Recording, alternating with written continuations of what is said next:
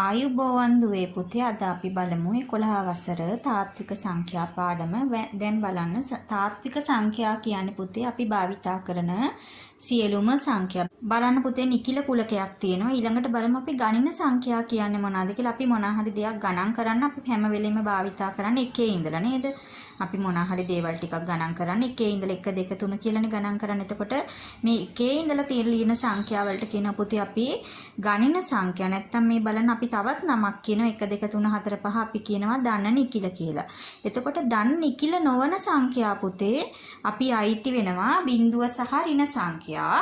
එතකොට අපිට ඍණ නිකිල කියලා ගත්තොත් පුතේ ඍණ එකේ ඉඳලා තමයි අයිති වෙන්නේ. නිකිල කියලා කිව්වහම පුතේ බිඳුව සහ ධන ඍණ සංඛ්‍යා සියල්ලම මේ නිකිල වලට අයිති වෙනවා. අපි Z අකුරෙන් තමයි දක්වන්නේ.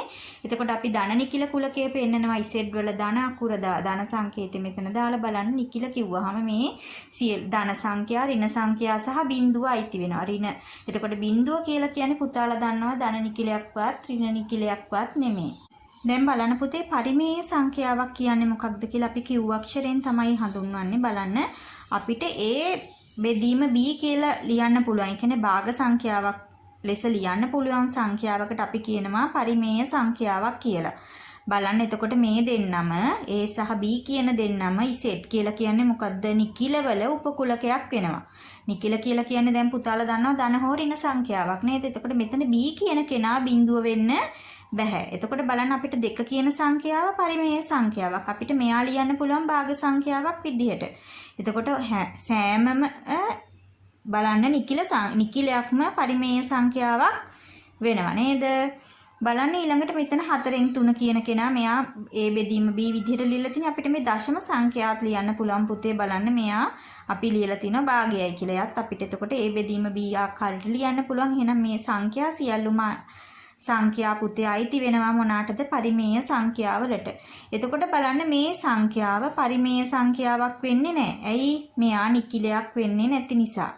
දැන් බලන්න පුතේ අපරිමේය සංඛ්‍යා කියලා කියන්නේ පරිමේය සංඛ්‍යාවලට අයිති නොවන පරිමේය සංඛ්‍යාවල අනුපූරකය Q ඩෑෂ් කියලා මෙතන දීලා තිනවා බලන්න. එතකොට අපි මෙතන දැන් සංඛ්‍යා රේඛාවක මේ පුතාලා පේනවා මේ ලකුණු කරලා තියෙනවා බලන්න. බිඳුව ධන සංඛ්‍යා ඍණ සංඛ්‍යා එතකොට අපි භාග සංඛ්‍යා දශම සංඛ්‍යා මේකේ ලකුණු කරන්න පුළුවන්. සමහර සංඛ්‍යා අපිට මෙයයි මෙතන හරිම තැන කියලා නිශ්චිතවම ලකුණු කරන්න බෑ. අන්න ඒ සංඛ්‍යා වලට තමයි පුතේ අපි කියන්නේ අපරිමේය සංඛ්‍යා කියලා. දැන් බලන්න මෙතන A සහ B වශයෙන් ලිවිය නොහැකි සංඛ්‍යා මෙම රේඛාව මත ලකුණු කළ නොහැක. ඒ කියන්නේ මොනවාද? වර්ගමූල 2. බලන්න පුතාලා අරගෙන මේකේ ප්‍රතිඵලය දශම විශාල සංඛ්‍යාවක් වෙනවා. වර්ගමූල 3 වර්ගමූල 5 මේක අපිට හරියටම පිළිතුරක් දෙන්න බෑ. අන්න මේ වගේ සංඛ්‍යා වලට තමයි පුතේ කියන්නේ අපි අපරිමේය සංඛ්‍යා කියලා. අපි තවත් පැහැදිලි කරමු බලන්න. පූර්ණ වර්ගයක් නොවන ඕනෑම ධන නිකිලයක වර්ගමූලය අපරිමේය සංඛ්‍යාවකි. එතකොට පූර්ණ වර්ගයක් කියලා කියන්නේ මොනවාද? වර්ගමූල 4 කිව්වහම පුතාලා දන්නවා පූර්ණ වර්ගයක්. වර්ගමූල 4. මෙයාගේ උත්තරේ අපිට ලියන්න පුළුවන් 2යි කියලානේ. එතකොට වර්ගමූල 9 කියන්නේ 3යි. අන්න ඒ ආකාරයේ නැති සංඛ්‍යා සියලුම දේවල්. එතකොට වර්ගමූල 2 වර්ගමූල 3 වර්ගමූල 5 මේ සංඛ්‍යා සියල්ලම අයිති වෙන්නේ අපරිමේය සංඛ්‍යාවලට. දැන් මේ බලන්න 5 කියලා පුතාලට ගණන් කරන්න පහසු වෙන්න තමයි පුතේ 7න් 22 ලියලා තියෙන්නේ. 5 කියලා කියන්නේ 7න් 22 කියලා කියන්නේ ගණිතයේදී ගණන් හදන්න පහසුවට දීලා තියෙන්නේ. නමුත් 5 කියන එකේ හරිම උත්තරේ මෙයා නෙමෙයි. බලන්න එයා 1 ගානක් එන්නේ. එතකොට මෙයා 5 කියලා කියන්නේ අපි කියන්නේ අපරිමේය සංඛ්‍යාවක් කියලා. මෙයාගේ හරි උත්තරේ නෙමෙයි මේ. බලන්න සංඛ්‍යා රේඛාව මත පිහිටි සියලුම සංඛ්‍යා නැත්නම් ලක්ෂයන් අපි කියනවා මොනවාද? පරිමේය සංඛ්‍යා හෝ අපරිමේය සංඛ්‍යා ලෙස නිරූපණය කළ හැක. දැන් අපිට සංඛ්‍යා රේඛාවේ මේ මත සියලුම දේවල් තියෙනවා. නමුත් අපිට හරිම තැන පරිමේය සංඛ්‍යා විතරයි පෙන්වන්න පුළුවන්. අපරිමේය සංඛ්‍යා ලකුණු කරලා පෙන්වන්න බෑ. මෙම සියලුම සංඛ්‍යා තාත්වික සංඛ්‍යායයි කියනු ලැබේ. එහෙනම් පුතේ මේ පරිමේය සංඛ්‍යා සහ අපරිමේය සංඛ්‍යා වලට අපි කියනවා මොනවාද දෙන්නටම? තාත්වික සංඛ්‍යා කියලා. තාත්වික සංඛ්‍යා කුලකයේ ආරක්ෂරය මගින් තමයි පුතේ අංකණය කරන්නේ. පුතේ පරිමේය සංඛ්‍යාවලදී අපි මේ කියන එයා දශම සංඛ්‍යාවක් විදියට ලිව්වහම ඒක සමාවර්තනය වෙනවා. ඒ කියන්නේ දැන් මෙතන බලන්න අපිට 4 කියන එක කෙනා ලියන්න පුළුවන් 4.0. එතකොට මේ බිඳුව කියන එක තමයි එක දිගට නැවත ලියවෙන්නේ. එතකොට පුතේ අපිට මෙයාව ලියන්න පුළුවන් මේ ආකාරයට 4.0 ලියලා මේ ආකාරයට තිතක් තියන්න පුළුවන් උඩින්. ඒ කියන්නේ මේ බිංදුවයි කියන එක නැවත ලියවෙනවා. ඒ ආකාරයටම අපිට මෙතන 0.5 භාගය කියන්නේ 0.5 මම මේ සමාවර්තනය කියන දේ පැහැදිලි කරන්න මේ ආකාරයට ලියලා තියෙන පුතේ. අපිට එතකොට මෙතනදිත් ලියන්න පුළුවන් 0.5යි බිංදුව ලියලා මේ බිංදුවට තිතක් තියන්න පුළුවන්. ඒ කියන්නේ මේ බිංදුව දිගටම ලියවෙනවා. ඒ කියන්නේ මෙතන පැහැදිලි කිරීමට විතරයි පුතේ. දැන් ඒ විදිහට බලන්න මෙතනත් අපිට ලියන්න පුළුවන් 1.375 මෙතන බිංදුවනේ. ඒ කියන්නේ මේ අන්තිම ඉලක්කම නැවත නැවත ලියවෙනවා. ඒක තමයි අපි කියන්නේ සමාවර්තනය වෙනවා කියලා. සමහර වෙලාවට සමහර අවස්ථාවලදී දැන් මෙතන බලන්න මේ ඉලක්කම් ටික සම්පූර්ණයෙන්ම සමාවර්තනය වෙනවා. මෙතනදී බලන්න මෙතන 4 පමණයි. මෙතන 1යි 3 කියන දෙන්නම සමාවර්තනය වෙනවා. ඔන්න පරිමේය සංඛ්‍යාවකදී දශම කරලා ලිව්වහම පුතේ මොකක්ද යාගේ තියෙන සමාවර්තන දශම. දැන් එතනදී අපිට අගට බිංදුව එනේවට අපි වෙනම නමක් කියනවා. ඒ කියන්නේ මෙතනින් ඉවර කරන්න පුළුවන් 4 විතරක් ලියන්න පුළුවන්. 0.5 විතරක් ලියන්න පුළුවන් 1.375. මෙතනින් නවත්තන්න පුළුවන් අපිට. අන්න ඒවට අපි කියනවා අන්ත දශම. මිතුරු ඒවට කියනවා පුතේ අපි සමාවර්තන දශම. දැන් මෙතනදී බලන්න 5.2යි 8යි 5යි 7යි 1යි 4යි නැවතෙනවා මේ සංඛ්‍යා ටිකම තියෙන්නේ. අන්න එතකොට අපි මේක කොහොමද ලියන්නේ? මෙන්න මේ සංඛ්‍යා ටික තමයි නැවත නැවත ලියවෙන්නේ. එතකොට 2 සහ මෙතන 4 අතරදී අපි තිත් දෙක ලියා ගන්න. බලන්න 5.2යි 8යි 5යි 7යි 1යි 4. ඒ කියන්නේ මේ සංඛ්‍යා ටිකම මේ මෙතන තිත ගාව ඉඳලා මේ තිත වෙනකම් මේ තියෙන සංඛ්‍යා ටික නැවත මෙතන ලියවෙනවා. ඊළඟට ඒකට අපි කියනවා පුතේ කැටිකල ආකාරය කියලා. දැන් බලන්න මෙතන 12.4යි මේ 4 ටික. එතකොට අපි මේ 4 උඩ තිතක් තියෙනවා. දැන් බලන්න 1යි 3. 1 සහ 3. ඒ කියන්නේ 1 ඉඳලා 3ට නැවත 1 සහ 3 1 සහ 3 ආකාරයට ලියවෙනවා. බලන්න මෙතනත් එන්නේ 3 ඉඳලා තමයි අපි ලියන්න ඕනේ. 3 ඉඳලා නැවත 3 3 3 එහෙම ලියවෙනවා. දැන් මෙතනදී බලන්න මෙතනත් මේ ඉලක්කම් ටික මම මේ පෙන්නලා තියෙන්නේ මේ ගානමයි. බලන්න එතකොට අපි පරිමේය සංඛ්‍යාවක් දශම ආකාරයෙන් ලියනකොට පුතේ අපිට එක්කෝ අන්ත දශම නැත්නම් සමාවර්තන දශම මේ ආකාර දෙකින් එකකට තමයි එන්නේ. එතකොට අන්ත දශමත් සමාවර්තන දශම වලටම තමයි අයිති වෙන්නේ. හරය පරීක්ෂා කිරීමෙන් පහත දී ඇති එක් එක් පරිමේය සංඛ්‍යාව අන්ත දශමයක් වේද නැතහොත් සමාවර්තන දශමයක් වේද යන්න සඳහන් කරන්න සමාවර්තන දශම වන භාග දශම ආකාරයෙන් හා කැටිකල ආකාරයෙන් දක්වන්න. දැන් මෙතනදී බලන්න පුතේ අපිට මේ තරුව දාලා මම පෙන්නලා තියෙනවා පුතාලට සමාවර්තන දශමයක් වන පරිමේය සංඛ්‍යාවක. දැන් පරිමේය සංඛ්‍යාවක් කියලා කියන්නේ එතකොට අපි දන්නවා මේ බෙදීම B ආකාරයෙන් ලියන්න පුළුවන්. බලන්න 2 හා 5 හැර වෙනත් ප්‍රථමක සංඛ්‍යාවක් හරයෙහි සාධකයක් ලෙස තිබිය යුතුය. ඔන්න බලන්න සමාවර්තන දශමයක් වන පරිමේය සංඛ්‍යාව. එතකොට සමාවර්තන දශමයක් වෙන්න නම් මෙයාගේ හරයේ තියෙන සංඛ්‍යාවේ සාධකයක් වෙන්න ඕනේ 2 හා 5 හැර වෙනත් සංඛ්‍යාවක්. එතකොට අපිට මෙයාගේ හරයේ සාධක හොයා ගැනීමෙන් පරිමේය සංඛ්‍යාවක්ද නැද්ද කියලා හොයන්න පුළුවන්. දැන් බලන්න මෙතන 4 සාධක වෙන්නේ දෙවරක් 2 දෙකනේ වෙන්නේ. එතකොට මෙයා අන්ත දශමයක් පුතාලා දන්නවා. ඊළඟට බලන්න මෙතන A බෙදීම B ආකාරයෙන් ලිව්වා නම් හැම වෙලෙම පරිමේය සංඛ්‍යාවක්. දැන් මෙයා දශම ආකාරයෙන් ලිව්වහම 1යි. එතකොට මෙයාත් ඉවරයි. බලන්න මෙයාගේ තියෙන සාධකයේ 5යි. එහෙනම් එයා අන්ත දශමයක්. දැන් බලන්න ඊළඟ සංඛ්‍යාවල අපි හොයන ආකාරය. දැන් බලන්න පුතේ 9 සාධක මොනවාද? 3 සහ 3. එහෙනම් 2 සහ 5 හැර සාධකයක් ඔන්න තියෙනවා 3 ඇවිල්ලා. එහෙනම් මෙයා සමාවර්තන දශමයක්. ඔන්න බලන්න අපි බෙදලා ලිව්වට පස්සේ පුතාලා මේ ආකාරයට එනවා බලන්න 0.5. එතකොට කැටිකල ආකාරයෙන් කියන්නේ මේ 5 කියන සංඛ්‍යාව නැවත නැවත ඇවිල්ලා තියෙන. එතකොට අපි මේ 5 උඩින් තමයි තිත තියන්නේ. දැන් බලන්න 7න් 3. මෙයාගෙත් අපි සාධකය මොකද්ද? 7. ඔන්න 2 සහ 5 හැර සාධකයක් තියෙනවා 7 තියෙනවා. එහෙනම් මෙයත් ඇවිල්ලා සමාවර්තන දශමයක්. බලන්න එකම සංඛ්‍යා ටික ආයි ඇවිල්ලා තිනවා. බලන්න 4යි 2යි 8යි 5යි 7යි 1. මේ සංඛ්‍යා ටිකම ආයි ඇවිල්ලා තිනවා. 4 සිට 1 දක්වා සංඛ්‍යා ටික තමයි පුතේ නැවත නැවත ලියවෙන්නේ. එතකොට අපි මේ සංඛ්‍යා ටික මෙතනට එනකම්ම ලියලා 4 සහ මේ අන්තිමට ලියලා තියෙන එක උඩ මෙතන 32 මේ ආකාරයට ලියන්න ඕනේ. බලන්න ඊළඟට පුතාට දීලා තියෙන සංඛ්‍යාව මෙතන 21 තියෙනවා. බලන්න සාධකෙන්නේ 3 වරක් 7. 3 සහ 7 සාධක වෙනවා. එහෙනම් 2 සහ 5 හැර සංඛ්‍යා ඇවිල්ලා තියෙනවා. එතන දෙකක් බලන්න. එහෙනම් මෙයත් සමාවර්තන දශමයක්. හරේ සාධක 2 සහ 5 හැර ඇවිල්ලා තිනවා. බලන්න බෙදුවහම පුතාට මේ ආකාරයට එනවා. බලන්න එතනදිත් නැවත නැවත මේ ආකාරයට එනවා. එතකොට අපි මේ සංඛ්‍යා ටික ලියලා 2 සිට 5 සිට වෙනකම්ම ලියලා ඒ සංඛ්‍යා ටිකම තමයි පුතේ නැවත නැවත එන්නේ. එතකොට අපි මේ 2 උඩ සහ 5 උඩ මේ ආකාරයට 32 තියාගන්න. දැන් බලන්න 32න් 7 මෙයාගේ මොනවාද පුතාලා බෙදලා බලන්න. මෙතනදී එන්නේ 2 තමයි සාධක. බලන්න එතකොට 3 වෙනත් සංඛ්‍යා එන්නේ නැහැ. එහෙනම් මෙයා අන්ත දශමයක්. දැන් මෙතනත් බලන්න පුතේ අපිට බෙදන්න නැතුව තමයි මේ අපි කියන්නේ. එතකොට මෙතන සාධකයේ බලන්න අපි හරේ විතරයි බෙදලා යාගේ සාධක ගන්න. එතකොට 3 සහ 11 පුතාලට පේනවා 2 සහ 5 හැර සාධක දෙකක් ඇවිල්ලා තියෙනවා. එහෙනම් මෙයත් සමාවර්තන දශමයක් අපි බෙදලා බලන්න 5 7 5 7 5 මේක තමයි නැවත නැවත එන්නේ. නම් 5 සහ 7 කියන මේ ඉලක්කම් දෙක ලියලා ඒ දෙක උඩින් නැවත 32 ලියන්න. එතකොට නැවත අපි දන්නවා මේ සංඛ්‍යා දෙක නැවත නැවත ලියවෙනවා කියලා. දැන් මෙතනත් බලන්න පුතේ හරේ තියෙන සංඛ්‍යාව 50. එතකොට 50 සාධක වෙන්නේ 2 සහ 5 එන්නේ. බලන්න එහෙනම් එයා අන්ත දශමයක්. මෙන්න අපිට දශම ඉවර කරන්න පුළුවන් ලියලා. දැන් මෙතනත් බලන්න මෙතනත් එන්නේ 2 සහ 5 හැර වෙනත් සාධකයක් එන්නේ. මෙතනත් සාධක දෙක එන්නේ පුතේ. එහෙනම් මෙයත් අන්ත දශමයක්. ඔන්න අපිට ලියලා ඉවර කරන්න පුළුවන්. බලන්න මෙතන බලන්න 18 කියන එකේ ඔන්න සාධකයක් ඇවිල්ලා තියෙන 3 2 සහ 5 හැර වෙනත් සාධකයක් ඇවිල්ලා තියෙනවා. එහෙනම් මෙයා සමාවර්තන දශමයක්. බලන්න මේ ආකාරයට එන්නේ බෙදුවාම. එහෙනම් අපිට මේ 7 කියන සංඛ්‍යාව තමයි නැවත නැවත ලියවෙන්නේ. එතකොට අපි 7 කියන සංඛ්‍යාව උඩ තමයි තිත තියාගන්නේ. බලන්න 128න් 15 128ත් බෙදලා බලන්න පුතාලා. එයත් එන්නේ අන්ත දශමයක්. එයාගේ සාධක දෙක එන්නේ. බලන්න ඊළඟට 360 තියෙනවා පුතේ. 360 මෙතන එනවා සාධකයක් 3. එහෙනම් එයා සමාවර්තන දශමයක්. මේ ආකාරයට තමයි පිළිතුර ලැබෙන්නේ. එහෙනම් මෙතන අපි 8 කියන සංඛ්‍යාව උඩ තමයි තිත තියාගන්නේ. දැන් බලන්න පුතේ මේ තාත්වික සංඛ්‍යා තමයි මේ පවතින සියලුම සංඛ්‍යා වලට අයිති වෙන්නේ. එතකොට මේ සර්වාර්ථ කුලකය තමයි තාත්වික සංඛ්‍යා කුලකය. දැන් මෙතනදී මේ විශාල රවුම ඇතුලේ අපි දාලා තියෙනවා මේ මොනවාද? පරිමේය සංඛ්‍යා. පරිමේය සංඛ්‍යා කියන්නේ ඔක්කොම A බෙදීම B ආකාරයට ලියන්න පුළුවන්. ඒ ආකාරයට ලියන්න බැරි ඒවා. එතකොට මේ පරිමේය සංඛ්‍යාවල අනුපූරකයේ තමයි මේ එළිය ලියලා තියෙන බලන්න වර්ගමූල සංඛ්‍යා සහ එතකොට පූර්ණ වර්ග නොවන වර්ගමූල සංඛ්‍යා මෙතන 5 අයිති වෙනවා. ඊළඟට බලන්න මෙතන අපි ඉසෙඩ් අකුරෙන් බලන්න පුතාලා ඉසෙඩ් කියලා කියන්නේ නිකිල. ධන නිකිල, ඍණ නිකිල සහ බිඳුව මේ මෙන්න මේ වෘත්තය තුල තියෙනවා. ඒකෙදි බලන්න භාග සංඛ්‍යා ටික තමයි එයාගෙන් එළියට අයිති වෙලා තියෙන්නේ. එතකොට නිකිල වලට අයිති නොවන මේ තමයි පරිමේය සංඛ්‍යා ටික බලන්න. ඊළඟට මේ නිකිල ටික අපි බෙදලා තියෙනවා පුතේ ඇතුලෙන් ධන නිකිල කුලකය. එතකොට මෙයාගෙන් ධන නිකිල වලින් එළියේ තියෙනවා ඍණ නිකිල සහ බිඳුව.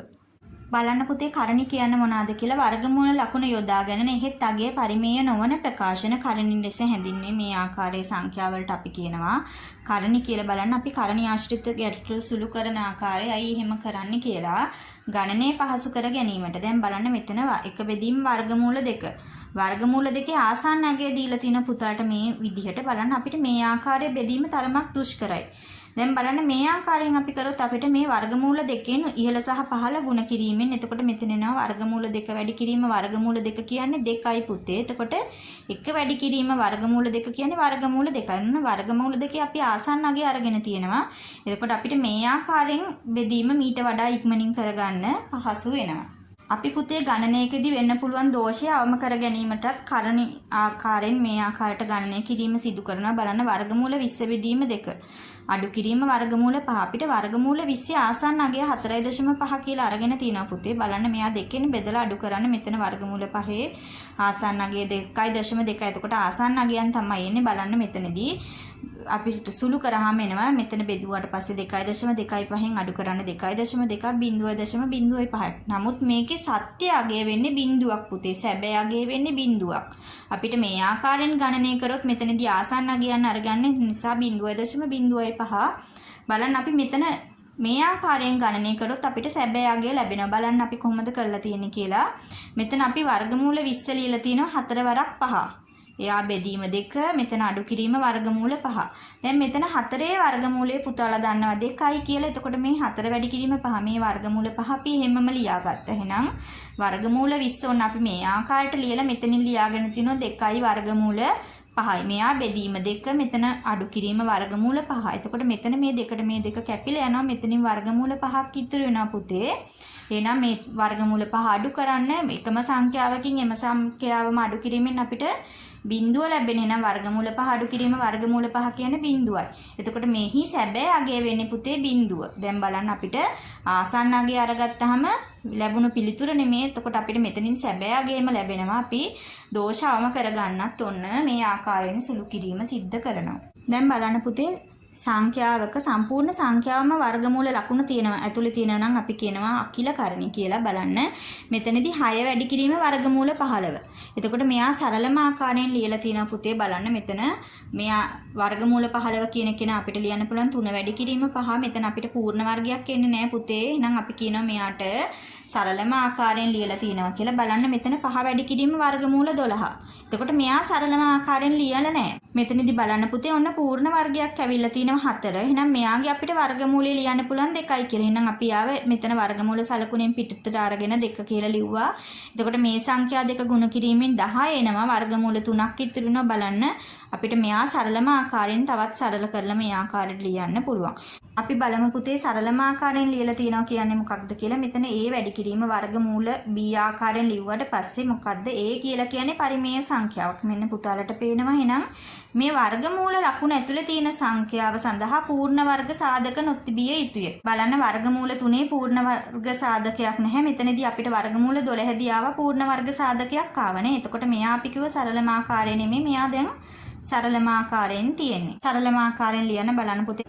වර්ගමූල 20 බලන්න පුතේ අපිට මෙතන වර්ගමූල ලකුණ ඇතුලේ 4 වැඩි කිරීම 5 කියලා ලියන්න පුළුවන්. පූර්ණ වර්ගයක් එයා එළියට ගන්න පුළුවන්. එතන වර්ගමූල 4 වර්ගමූල 2 එනවා. වර්ගමූල 5 ඉතුරු වෙනවා. 2යි වර්ගමූල 5යි වර්ගමූල 20 කියන්නේ. බලන්න වර්ගමූල 48 බලන්න. එතකොට අපිට ලියන්න පුළුවන් 4 වරක් 12. පූර්ණ වර්ගයක් සමග අපි ගුණ කිරීම ලියා ගන්න පුතේ. එතකොට අපිට පහසුයි. බලන්න මෙතන නැවත ලියන්න පුළුවන් 12 කියන කෙනා ආයිත් කඩලා ලියලා තිනවා 4 වරක් 3. දැන් පුතාට මෙතන එකපාරටම පේනවා නම් 16 වරක් 3 කියලා ලියන්න පුළුවන්. එතකොට මේ බලන්න මේ දෙන්නගේ වර්ගමූල එනවා 4ක්. 4යි වර්ගමූල 3යි. බලන්න වර්ගමූල 72 අපිට ලියන්න පුළුවන් 9 වරක් 8 72යි. බලන්න මෙයා නැවත ලියන්න පුළුවන් මෙතන 8 කියන කෙනා 4 වරක් 2. නැවතත් අපි පූර්ණ වර්ගයක් එක කඩාගත්තා. එතකොට මේ 9 වර්ගමූලයේ 3යි 4 වර්ගමූලයේ 2යි ඉතුරු වෙනවා වර්ගමූල 2ක්. 3 වරක් 2 6යි වර්ගමූල 2යි. එතකොට පුතාට මෙයා ලියන්න පුළුවන් 36 වැඩි කිරීම 2 කියලා ලියාගත්තත් ගන්න පුළුවන් පහසුවෙන්ම. බලන්න මෙයා පූර්ණ වර්ගයක්. එහෙනම් 36 වර්ගමූලය 6යි ඉතුරු වෙනවා වර්ගමූල 2. 28 කියන්නේ 4 වරක් 7 4 වර්ගමූලය 2යි ඉතුරු වෙනවා වර්ගමූල 7. මෙම කරණී අකිල කරණී ලෙස දක්වන. ඒ කියන්නේ සම්පූර්ණ සංඛ්‍යාවම වර්ගමූලයක් ඇතුලේ තියන්න ලියන්න පුතේ. අපිට මේ 2 කියන සංඛ්‍යාව නැවත වර්ගමූල ලකුණු අතුරට දාන්න පුළුවන්. මෙයාගේ වර්ගය 4යි මේ වැඩි කිරීම 3 මෙහෙමම ලියන්න. ඔන්න වර්ගමූලය ඇතුලේ 4 වරක් 3 12යි වර්ගමූල 12. බලන්න මෙතන එනවා 2 කියන සංඛ්‍යාව වර්ගමූලය ඇතුළට ගත්තාම 4ක් වෙනවා. 2 වර්ගය තමයි ඇතුළට ගන්න. මේ 5ෙන්ම ලියන්න 4 වරක් 5 20. එතකොට 20 වර්ගමූලය සරලම ආකාරයෙන් තමයි 2යි මූල 5යි. බලන්න 4යි වර්ගමූල 7 කියන්නේ 4 කියන සංඛ්‍යාව වර්ගමූල ඇතුළට එනකොට 16ක් එනවා. 16 වරක් 7 112ක් වෙනවා. බලන්න ඊළඟට 5 වර්ගය මෙතන 25යි 25 වරක් 2 50යි වර්ගමූල 50. 6 වර්ගය ඇතුළට එනකොට 36ක් වෙනවා පුතේ. 11 මෙතන එනවා වර්ගමූල 396යි. හරය පරිමේය කරන්න. දැන් තියෙන්නේ පුතේ හරයේ අපරිමේය සංඛ්‍යාවක් වර්ගමූල සංඛ්‍යාවක් තියෙන්නේ. බලන්න අපි මෙයාව පරිමේය සංඛ්‍යාවක් කරන්න ඕනේ. ඉහළ සහ පහළ වර්ගමූල 5න් වැඩි කරන්න. එතකොට මෙතන වර්ගමූල 5 වැඩි කිරීම වර්ගමූල 5 කියන්නේ 5යි.